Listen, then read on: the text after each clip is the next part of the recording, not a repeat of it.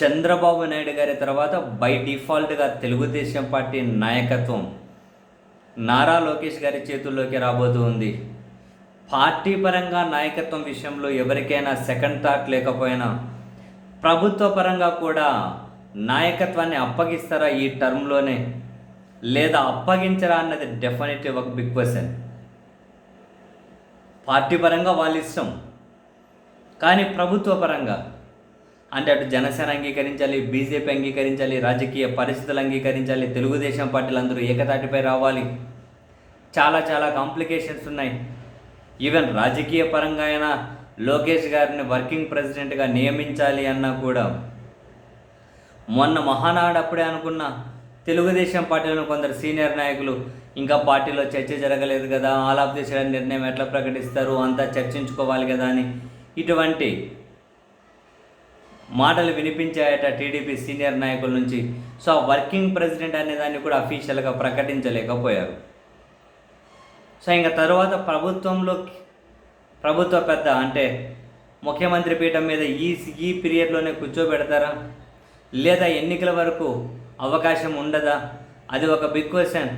But Telugu Desam పార్టీలో మాత్రం కొందరు బహిరంగంగానే డిమాండ్ చేస్తూ ఉన్నారు లోకేష్ని సీఎం సీట్ మీద ఈ టర్మ్లోనే కూర్చోబెట్టాలి, టీడీపీ నాయకత్వ బాధ్యతలు కూడా ఇవ్వాలి అని. అండ్ అదే సమయంలోనే అడ్మినిస్ట్రేషన్ పరంగా నారా లోకేష్ గారి చేతిలో ఉన్న మంత్రిత్వ శాఖలను సమర్థవంతంగా నిర్వహించడం ద్వారా తాను ఒక గుడ్ అడ్మినిస్ట్రేటర్ అని, లీడ్ చేయగలుగుతాను అని ప్రజలకు కూడా ఒక మెసేజ్ కన్వే చేయాలి అని తెలుగుదేశం పార్టీ అధినేత ముఖ్యమంత్రి గారు భావించారు, అండ్ లోకేష్ గారు కూడా భావించారు.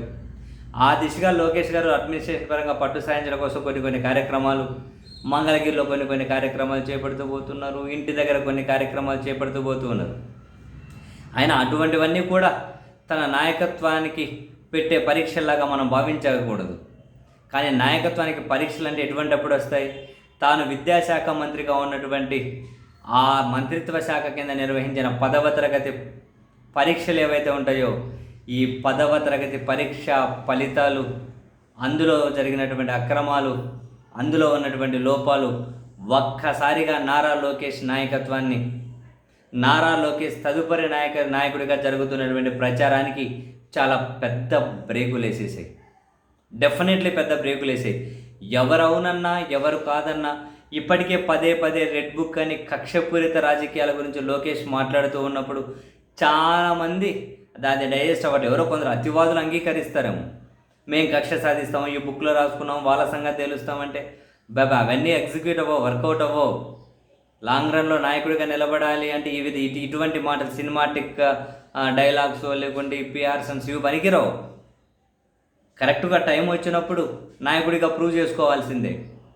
రెడ్ బుక్ అనేది డెఫినెట్లీ లోకేష్కి మరకలంటించేదే భవిష్యత్తులో. ఆయన ఇప్పుడు 10వ తరగతి పరీక్షల నిర్వహణ, ఒక విద్యాశాఖ మంత్రిగా 10వ తరగతి పరీక్షలు నిర్వహించలేకపోయినా లోకేష్ రాజీనామా చేయాలి అనే డిమాండ్స్ వినిపిస్తూ ఉన్నాయి.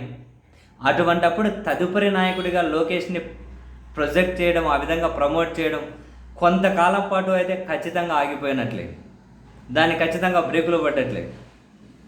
అండ్ ఇటువంటి విషయాల్లో ఎంత బాధ్యతగా స్పందిస్తారు, ఎంత బాధ్యతగా తప్పును ఒప్పుకోగలుగుతారు, ఇదంతా కూడా చాలా కీలకం ఒక లీడర్గా ఎవరికైనా. విద్యాశాఖ మంత్రిగా 10వ తరగతి పరీక్షలనే సక్రమంగా నిర్వహించలేని వ్యక్తులు ఇంకా గొప్ప కార్యక్రమాలు ఇంకా వేరేటివి ఏ విధంగా నిర్వహించగలుగుతారనే ప్రశ్న అయితే వస్తుంది కదా. అసలు ఈ వైఫల్యాలకు బాధ్యత తీసుకోలేకపోతే అదేం నాయకత్వం అవుతుంది అని డెఫినెట్లీ ప్రశ్నలు వస్తాయి కదా. సో మొన్ననే మహానాడులో పాపం నారా లోకేష్ గారిని ఇక్కడోళ్ళు పొగిడితే సరిపోదన్నట్టు రామారావు గారిది ఒక ఏఐ తయారు చేయించుకొని వీడియో మరీ పొగిడించుకున్నారు. సీన్ కట్ చేస్తే మహానాడు అయిపోయి ఒక రోజు గడవకముందే నారా లోకేష్ తన మంత్రిత్వ శాఖ కింద 10వ తరగతి పరీక్షలు ఇంత ఘోర వైఫల్యం ఆయనకు గుర్తుండే అసలు చెరిగిపోని మరకలని ఆయన మీద అయితే వదిలేసింది. చెరిగిపోని మరకలే. వాళ్ళు ఎంత చెరిపేసుకున్నా, వాళ్ళ మీడియా ఎంత చెరిపే ప్రయత్నం చేసినా దాన్ని ఫేస్ చేసే వాళ్ళకి తెలుసు కదా. కొన్ని వేల మంది విద్యార్థులు, వాళ్ళ తల్లిదండ్రులకు తెలుసు కదా. సో వాళ్ళలో అయితే పెయిన్ ఉంటుంది, అందులో రాజకీయం ఉండదు, ఇంకొకటి ఉండదు. ఆ పెయిన్ ఫీల్ అయ్యేటప్పుడు మనోళ్ళే అని తెచ్చిపెట్టుకుంటే గొప్ప పని చేశారులే అంటారు వాళ్ళకు ఓట్లు వేసిన వాళ్ళు కూడా. సో డెఫినెట్లీ నారా లోకేష్ గారు ఇటువంటివన్నీ కనుక సార్ట్అవుట్ చేసుకోకుండా పోతే, ఇటువంటి మరోసారి రిపీట్ కాకుండా చూసుకోగలిగితేనే తదుపరి నాయకుడిగా కాస్త కూస్త అవకాశం ఉంటుందేమో. ఇటువంటి వాటి నుంచి తప్పించుకునే ప్రయత్నం చేసినా, ఇటువంటి వాటికి బాధ్యత తీసుకోకపోయినా, ఇటువంటి వైఫల్యాలు, ఇంత ఘోరమైన వైఫల్యాలు కనుక కంటిన్యూ అవ్వకుండా పోతే